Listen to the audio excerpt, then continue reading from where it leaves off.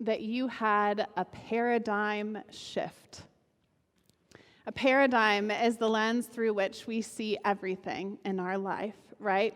They're the basis for so much of our understanding, so they don't change very easily.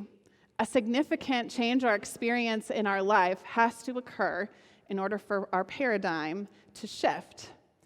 The first paradigm shift that I remember in my life happened when I was 8 years old, and my family moved. It was the first move that I remember happening in my life, and before then I had only known of life in a little town that we lived in called Center Hall, right out of State College. Are any of you familiar with that little tiny town? You drive through it on the way there, and it is literally a hall street with some other streets off of it where houses are, but I lived in that tiny neighborhood, but there was farmland all around us, and so most of my friends lived outside of those few streets that had houses on it. They lived out in the country without any neighbors right next door, and we moved to Hanover. Some of you might be familiar with that, the snack capital of the world that's down close to the Maryland border. And it was another small town, but it was larger than anything that I had experienced before. And we lived right in that town where many other houses were. I walked 10 blocks to school every day through that neighborhood that seemed very large to me at the time. And one morning, that first fall, when my mom was walking me from our house to where all the other kids met to walk with a line leader the rest of the way to school, I said, "You know, Mom, I could really get used to life in the big city." Little did I know then that Hanover was far from being a big city. Imagine if we had moved to North Harrisburg, right? But it was a paradigm shift, right? The world was larger than the little life that I had known in a small town at that point. Of course, I've had many more paradigm shifts since then. You probably have too. Most of them happened when I left the comfort zone of my own home and I experienced other cultures or formed relationships with people who had a very different background from my own. What paradigm shifts have you experienced in your own life? Today we continue on in our series in which we explore the steps of every great comeback. Last week, we talked about how every comeback starts with a fall or a difficult situation. And today, if you didn't guess it already, we're talking about the paradigm shifts that happen after that fall, mostly as a result of that fall. And so throughout this series, we're following the story of the prodigal son, the parable that Jesus told during his ministry. So we read it last week. We're going to read a little bit further on. We're going to read the whole thing, but go a little bit further than we did last week. So here's how it goes. There was a man who had 2 sons. The younger of them said to his father, "Father, give me the share of the property that will belong to me." So he divided his property between them. A few days later, the younger son gathered all he had and traveled to a distant country, and there he squandered his property in dissolute living. When he had spent everything, a severe famine took place throughout that country, and he began to be in need. So he went and he hired himself out to one of the citizens of that country, who sent him to his fields to feed the pigs. He would gladly have filled himself with the pods that the pigs were eating, and no one gave him anything. But when he came to himself, he said, "How many of my father's hired hands have bread enough to spare, but here I am dying of hunger."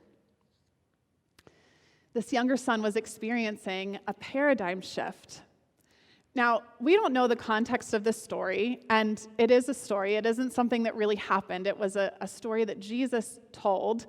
But we were exploring at the Bible study that we're in following this series on Thursday nights. We were saying we wish we had more context to the story, right? We don't know the life of the younger son that made him want to leave his home. We don't even know if he had a mother or sisters. It just says a man with 2 sons. And if we had probably asked Jesus for more information, he would have said, "That's besides the point. Focus." For whatever reason, though, he got impatient, right? This younger son got impatient, waiting for his father to die, and asked for his share of the inheritance so that he could go out and live on his own, sow his wild oats. And life was pretty good for a while. And then a fall happened, right? The famine. And he had to get a job. And he got a job feeding pigs. And he was so hungry that he considered eating what the pigs were eating. But no one gave him anything. He hadn't known life in this way at all. And he didn't even know what to do about it. And then we read the shift, right? He came to himself. His paradigm suddenly shifted. And he realized that those who worked for his father were eating better than he was. And he was starving because of his own pride and his need to control his situations. Author Roger Ross writes about this step in our comeback story. He says, paradigms shift when we step outside of our lives just far enough to look back and to see life as it really is. This is another hard step, I think, in our comeback journey. The fall is hard, but this step in shifting our paradigm is a humbling step because we need to be willing to question some of those deeply rooted beliefs of your life that you'd rather not question, right? A worldview that you've held on so closely to is now might be replaced with another worldview that might be uncomfortable. The son thought that life without his father would bring him happiness and a good life, and his paradigm shift made him realize that he was already living a good life back at home, and he needed to surrender and to own up to his mistakes.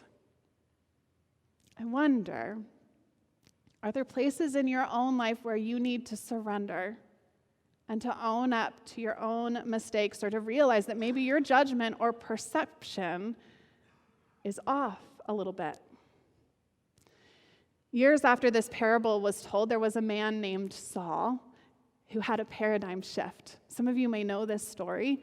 He was a devout Jewish man who thought that it was his calling to threaten and to bring charges upon and to persecute those who followed Jesus. This is still in the first century. The Christian church was still very new at the time, and many Christians were being persecuted.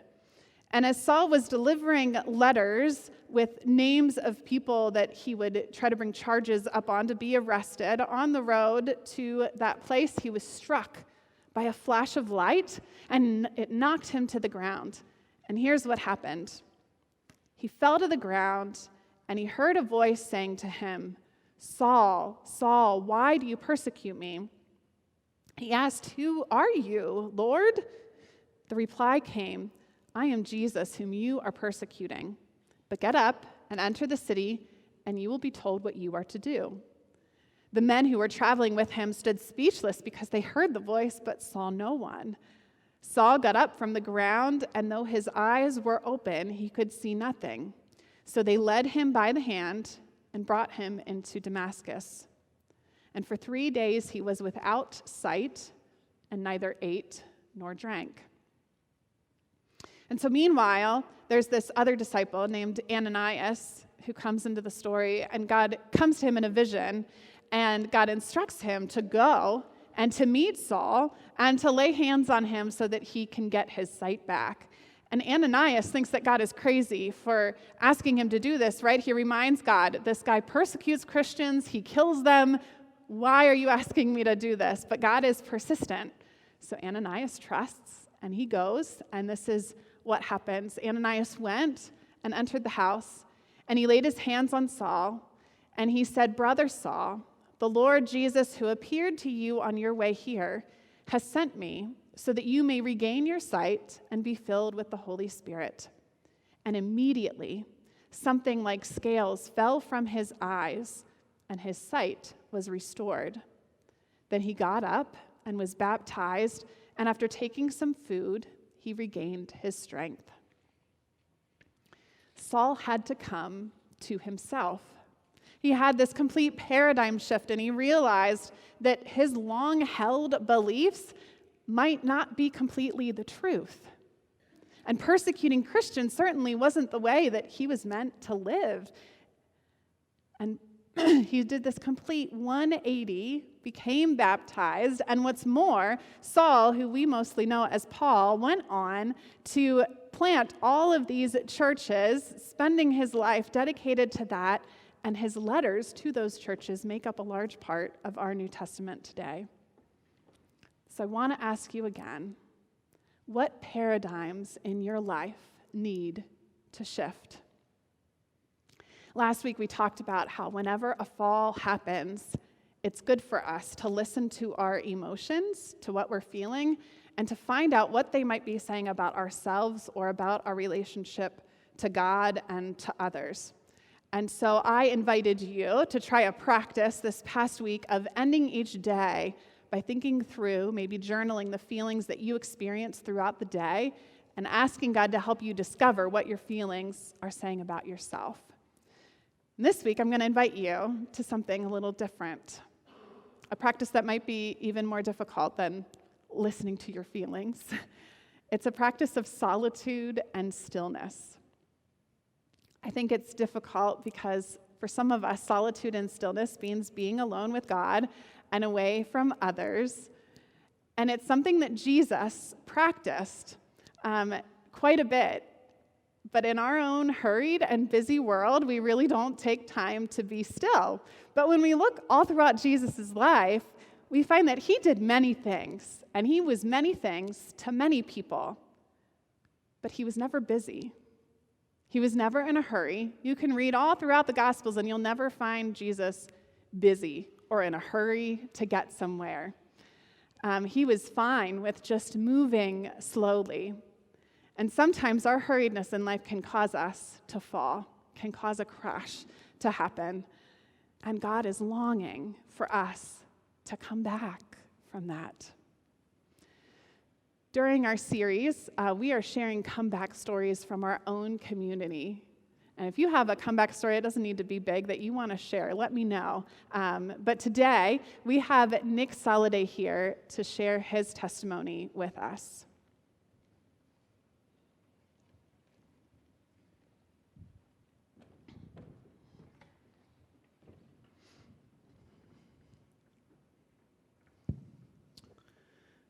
Unlike most people, I do not have a pre- and post-pandemic view of the world. To me, the pandemic was a time off to enjoy my family.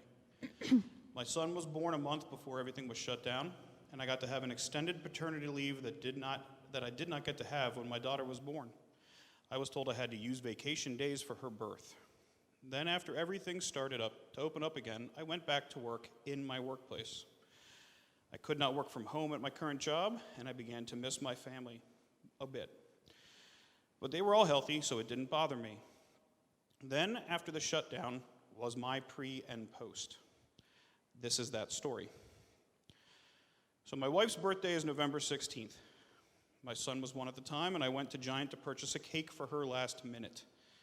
We chose this crazy flamingo cake. I do not know why. There it is. I do not know why, of course. If she did not like it, I would just say your son picked it. But that is my humor and one of the last memories I have before my life was completely flipped. It was 2021, and I was looking for a job. I was working for a job that I despised at the time with a boss that did not manage the way I think that a boss should manage. And my job was to handle customer complaints and essentially deal with unhappy people all day. I was a service advisor at a car dealership.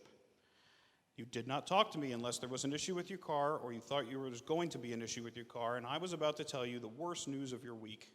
It was a stressful job. Certainly the most stressful job that I have ever had. But it paid well, and I had been at the dealership for 7 years when I took the position and left the easy job but uncertain paychecks of a sales associate. Everything was slowly coming back to normal after COVID, and I was working a normal day. It was November 18th, 2 days after my wife's birthday. It was one of those warm days in November when you didn't need a coat. My boss was off. It was a Friday. Everything was fine. And then it was, I came back from lunch, which was my quiet place at the time, sitting in my car, eating. I started to do some paperwork.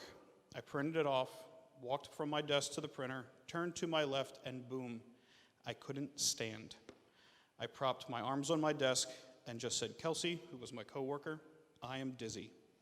She rushed over, as well as the coworker to my right, and they lowered me to the ground under my desk, where I proceeded to get chills, become nauseous, and remain very dizzy. I remember all of it. I remember it being a very strange feeling. Nothing hurt. I didn't think there was anything seriously wrong. A little personal information about me is I have very small ear canals, and I tend to get clogged ears frequently. When this happens, and it happened then, I could not hear out of my right ear, so I thought it had something to do with that. Well, after scaring everyone at work, they call my wife, who drives from Hershey to Lebanon to get me, and then take me back to Hershey to go to the hospital to find out what was going on. After some x-rays and questions, they tell me that I had 5 mini strokes in the back of my neck. They believe it was from the dissection in an artery, but it was too small to be 100% sure.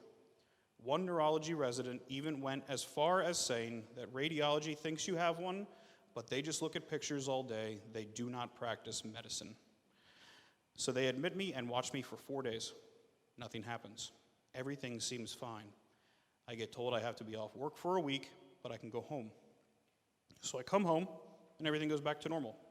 Life is fine, but I'm sitting at home just watching TV. On the second day that I'm home, at some point in the morning, I go downstairs to the basement, and I think I get dizzy, but it wasn't that bad. So I just lay on the sofa, don't think anything of it, watch a movie. Everything seems okay. Movie ends, and I decide I should probably go take a shower. When I notice that the water seems cold on one side, but when I turn the other, it's very hot. Well, maybe it's a side effect from the strokes. Don't know. So I decide that I'm hungry. So I heat up some sloppy joes that I had left over from the night before. I'm trying to eat them, and my body decides that I don't know how to swallow anymore. Well, this is very weird. It must still be side effects. Let me consult Dr. Google quick. I do this and learn how to tell my body to swallow, and in the meantime, Dr. Google agrees. There's side effects from strokes. Okay, nothing too crazy yet. Well, then my dad calls me.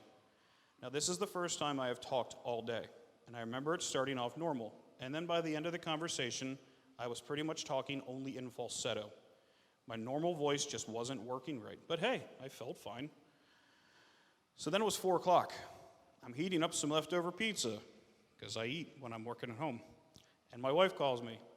She hears me and instantly says, "I'm coming to get you, and we are going back to the hospital."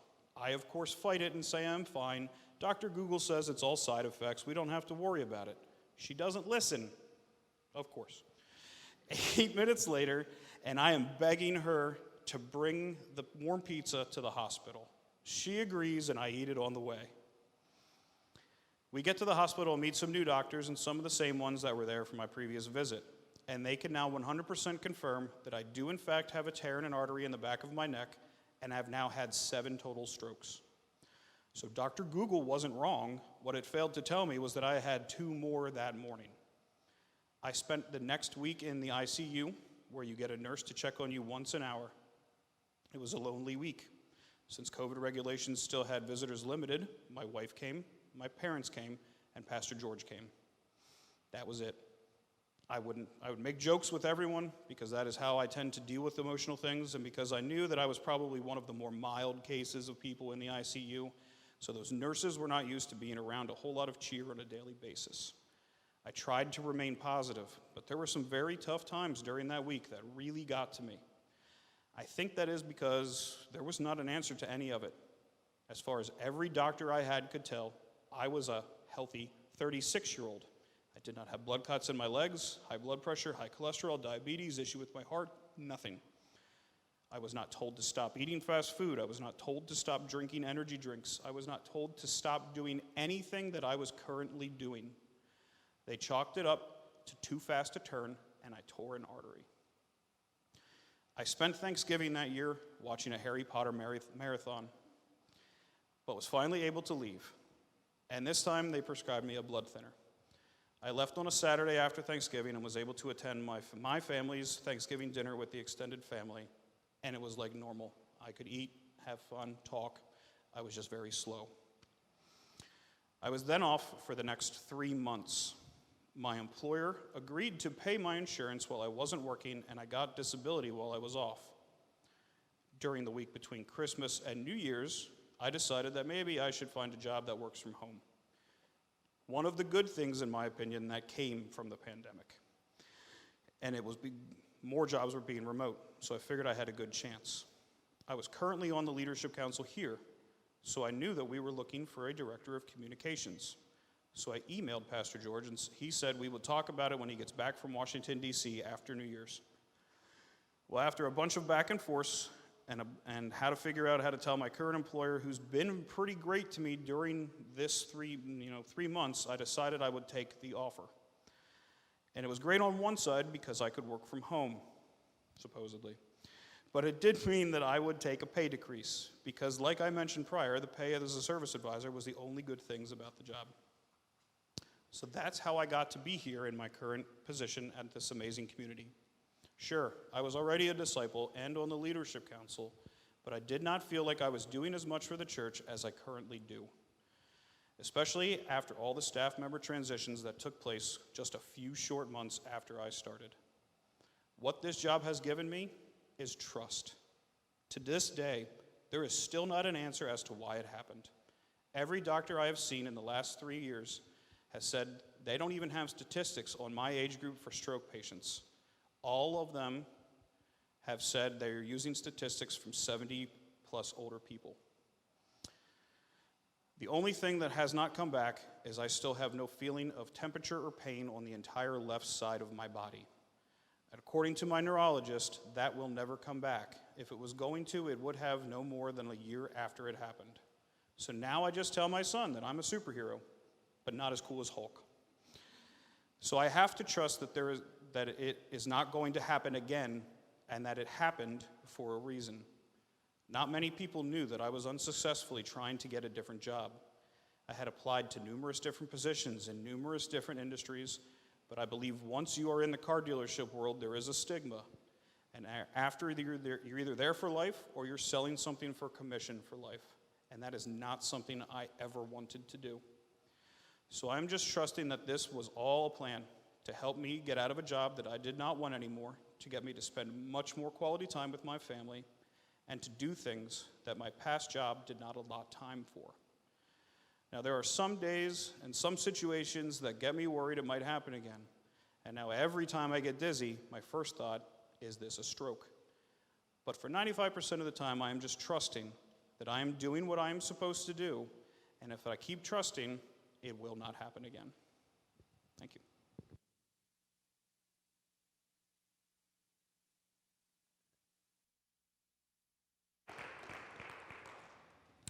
Well, we are grateful, Nick, for your vulnerability and sharing your amazing story with us, and for the ways that you are a part of this community, encouraging all of us to find that trust in God that all of us need. I really love the Psalm 46, verse 10. Be still and know that I am God.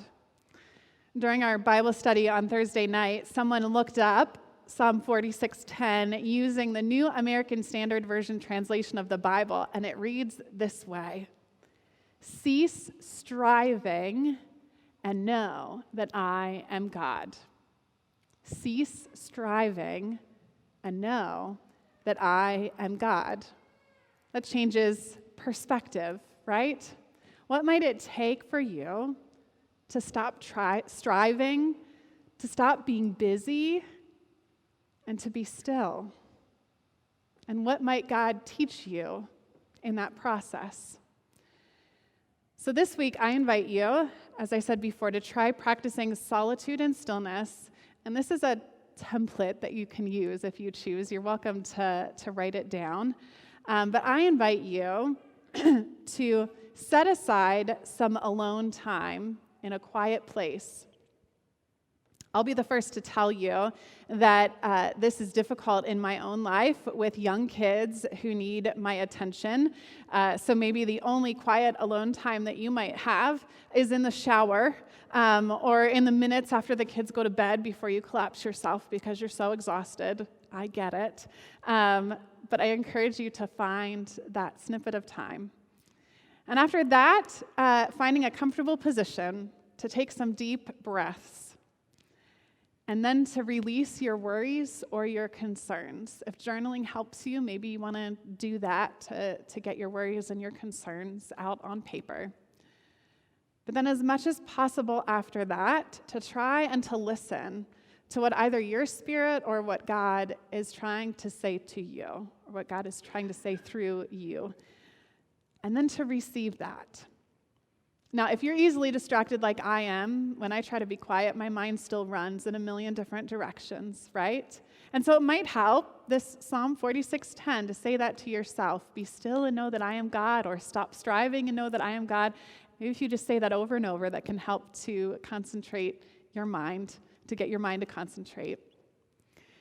But I want to leave you with what the late Henry Nouwen writes. He's one of my favorite authors, and he has a book based on the prodigal son. And this is what he wrote. He said, I am the prodigal son. Every time I search for unconditional love where it cannot be found. And then he asks, why do I keep ignoring the place of true love and persist in looking for it elsewhere? He further goes on to say that the true voice of love is a very soft and gentle voice. It's not boisterous. It doesn't force itself on me and demand attention. It is the voice of the Father that can be heard only by those who are still enough to hear it. I wonder if when the prodigal son was in all the slop with the pigs, if he started to hear the still small voice of his own father calling him to come back home. I invite you to be still and to pray with me.